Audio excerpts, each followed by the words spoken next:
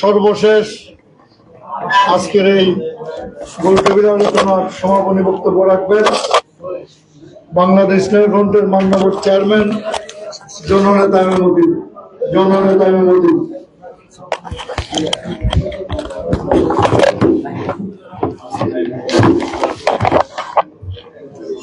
আজকে বাংলাদেশ ইসলামী ফ্রন্ট আয়োজিত গোলটেবিল বৈঠকে উপস্থিত আমাদের প্রাণপ্রিয় সংগঠন বাংলাদেশ ইসলামী ফ্রন্টের জাতীয় নেতৃবৃন্দ, বিভিন্ন রাজনৈতিক দলের নেতৃবৃন্দ, বুদ্ধিজীবী, সাংবাদিক, সুধী মণ্ডলী, আসসালামু আলাইকুম ওয়া রাহমাতুল্লাহ। আমাদের দলীয় বক্তব্য এবং আমাদের দাবি এবং আমাদের দৃষ্টিভঙ্গি লিখিত আকারে আপনাদের সামনে উপস্থাপন করা হয়েছে। আমি এগুলো নিয়ে নতুন করে ব্যাখ্যার প্রয়োজন মনে করছি না। আমরা মনে করছি যে করিডোর এটা দেশের জাতীয় নিরাপত্তার জন্য হুমকি, এবং বন্দর যে বিদেশিদের নিকট লিজ দেওয়া, এটা আমরা মনে করছি এটা জাতির জন্য এটা আমরা হুমকি মনে করছি। এই বিষয়টি সরকারকে বিবেচনা করার জন্য বলবো। নারী নীতিমালার ব্যাপারে যে কথা বলা হয়েছে, এই নারী নীতিমালা সরাসরি ইসলামের বিরুদ্ধে। এই নারী নীতিমালা যেটা সংস্কারের যে প্রস্তাব, এটা সরাসরি ইসলামের বিরুদ্ধে, এটা যুদ্ধ করা হয়েছে বলে আমরা মনে করছি। এই নারী নীতিমালা অবশ্যই এই মুহূর্তে এটা বাতিল করতে হবে। এই নারী নীতিমালা নতুন ভাবে সংস্কার কমিটি করে তারাই কিন্তু প্রণয়ন করবে। আরেকটা সংস্কার কমিটি করা প্রয়োজন, বিশেষ করে আমাদের এনসিপির নেতৃত্ব আছে, আমার রাশেদ ভাই আছেন। একটা অধিক গুরুত্বপূর্ণ, আমার এই দেশের ছেলেরা এই দেশের মধ্যে আন্দোলন করলে একটা ফ্যাসিস্ট সরকারকে উৎখাত করার জন্য, এই শিক্ষার জন্য কোন সংস্কার কমিশন হয় নাই। দেখেন কত দুর্ভাগ্যজনক। প্রথম কিন্তু সংস্কার কমিশন হওয়া প্রয়োজন ছিল শিক্ষার একটা কমিশন হওয়ার কথা ছিল, এটা কিন্তু হয় নাই। অথচ আন্দোলন করলো, রাষ্ট্র আজকে পরিবর্তন করে দিল যে ছেলেরা, কিন্তু তাদের শিক্ষার ব্যাপারে কোনো কমিশন হলো না। এটা অত্যন্ত দুর্ভাগ্যজনক। আমি বিশেষ করে আমার যে আইনজীবী এবং যে আমার যে রাশেদ ভাইরা, আপনার যেহেতু সরকারের যে গুরুত্বপূর্ণ নেতৃত্বের কাছে যাওয়ার সুযোগ আছে, এই মুহূর্তে প্রয়োজন যে শিক্ষানীতিকে ধ্বংস করে দিয়েছিল গত বিগত সরকার, সেই শিক্ষানীতি পুনরুদ্ধারের জন্য সবচেয়ে গুরুত্বপূর্ণ দায়িত্ব পালন করার কথা ছিল বর্তমান অন্তর্বর্তীকালীন সরকার। এই ব্যাপারে কেন নীরব, এটা আমাদের প্রশ্ন। আর একটা কথা বলতে চাই, সেই কথাটা হলো বর্তমান অন্তর্বর্তী সরকার তারা সবার কাছে গ্রহণযোগ্য সরকার নিঃসন্দেহে, কিন্তু তারা যখন বলে আমরা সর্বদলীয় বৈঠক ডাকছি, সর্বদলীয়, এখন বলুন তো বাংলাদেশ ইসলামী ফ্রন্ট বিগত যে স্বৈরাচার সরকারের বিরুদ্ধে আমাদের কঠোর ধারাবাহিক আন্দোলন ছিল, এবং কতদের সময় আমাদের ধারাবাহিক আন্দোলন ছিল, তাহলে আমরা কোথায়? আমাদেরকে এই পর্যন্ত যে বর্তমান সরকার গঠিত হওয়ার পর এই পর্যন্ত এই 10 মাসের মধ্যে আমরা কেন একটা চিঠিও পেলাম না? আমাদের মতামত দেওয়ার কেন সুযোগ দেওয়া হচ্ছে না? আমরা কারা?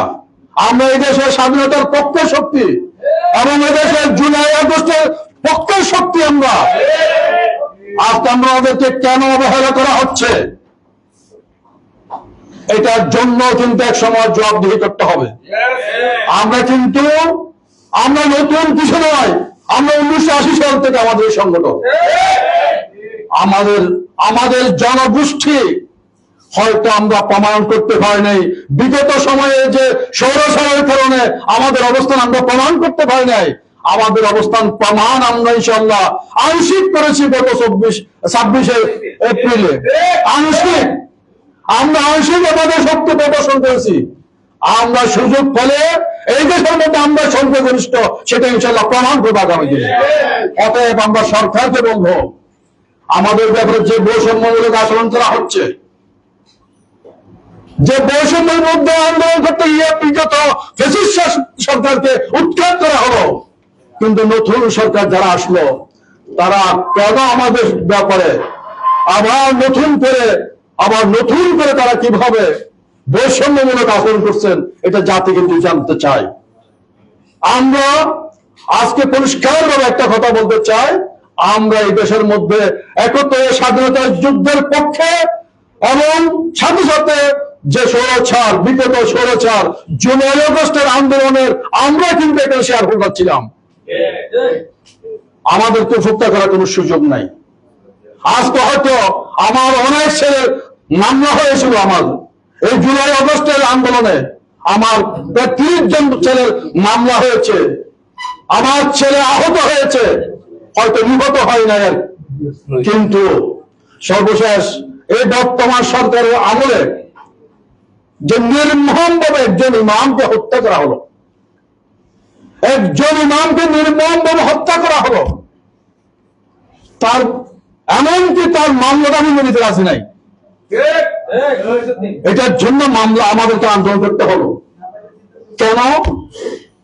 তাহলে এই সরকারের বিগত সরকারের মধ্যে পার্থক্য কোথায়?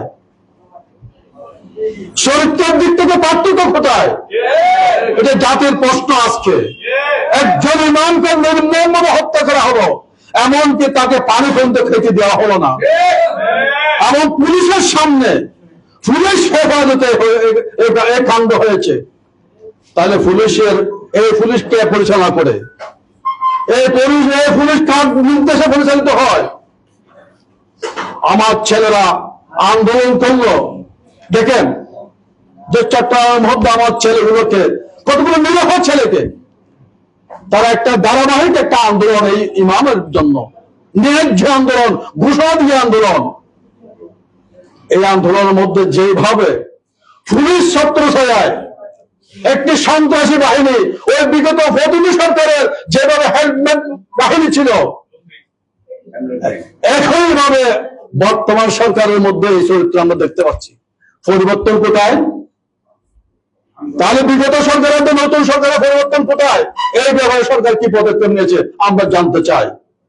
হেলমেট বাহিনী যারা মুরাদপুরের মধ্যে পুলিশের ছত্রছায়ায় যারা আমার ছেলেদের উপর হামলা করা হলো, আমার ছেলেগুলোকে ধরে যে পুলিশকে দিল, এরা কারা? এদের পরিচয় কি?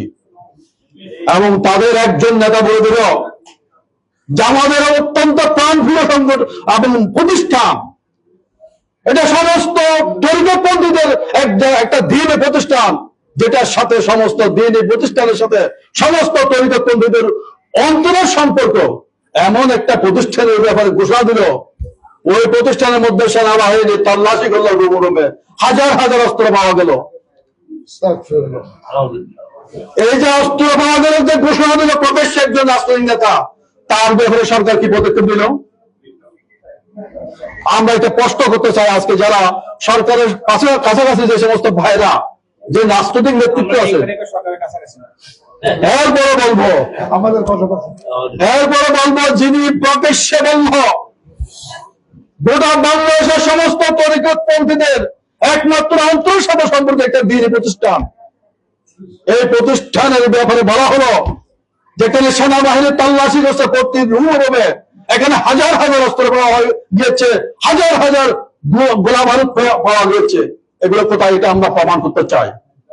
এবং যদি প্রমাণ করতে না পারে, ওই ব্যক্তির ব্যাপারে, রাজনৈতিক নেতার ব্যাপারে সরকার কি পদক্ষেপ নেয়, এটা আমরা দেখছি, আমরা অপেক্ষা করছি। এটা কিন্তু জবাব এক সময় দিতে হবে, এটার জবাব দিতে হবে এক সময়।